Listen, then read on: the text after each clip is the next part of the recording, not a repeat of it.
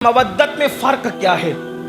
मोहब्बत और मवद्दत में फ़र्क क्या है? देखो, इंसान अपने बेटे से मोहब्बत करता है और बेटा अपने बाप से मोहब्बत करता है, लेकिन वक्त आने पर बेटा कभी बाप के बगैर रह लेता है और बाप कभी बेटे के बगैर रह लेता है। ठीक इसी तरीके से बीवी शौहर से मोहब्बत करती है, शौहर बीवी से मोहब्बत करता है, लेकिन वक्त आने पर क्या होता है, कभी शौहर बीवी के बगैर रह लेता है, बीवी शौहर के बगैर रह लेती है। लेकिन मवद्दत किसे कहते हैं? मछली पानी से मोहब्बत नहीं करती बल्कि मवद्दत करती है। मोहब्बत और मवद्दत में फ़र्क ये है कि जिससे मोहब्बत होती है उसके बगैर कभी कभी रहा जा सकता है, अगरचे तड़प तड़प कर। मजनून लैला के बगैर रह सका, तड़पा लेकिन रह सका।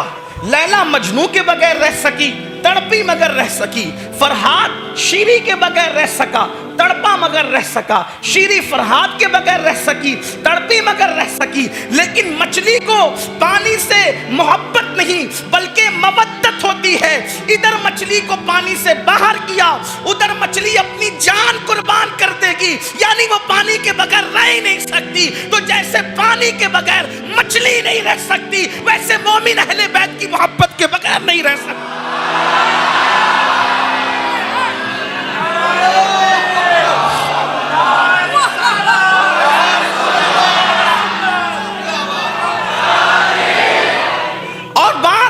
ये है कि जिससे मोहब्बत होती है मरने के बाद उससे रिश्ता टूट सकता है, लेकिन जिससे मवद्दत होती है मरने के बाद उससे रिश्ता नहीं टूटता। उसकी वजह यह है कि पानी और मछली का रिश्ता इतना मजबूत है कि मरने के बाद भी मछली पानी से अपना रिश्ता कायम रखती है। उसे निकाला जाए, उसे पका लिया जाए, हत्ता कि उसे खा लिया जाए। लोग कहते हैं, डॉक्टर भी कहते हैं, हकीम भी कहते हैं, अवाम का भी तजर्बा है, खवास का भी तजर्बा है कि मछली खाने के बाद, कोई डिश खाने के बाद उतनी ज्यादा प्यास नहीं लगती जितना मछली खाने के बाद प्यास लगती है।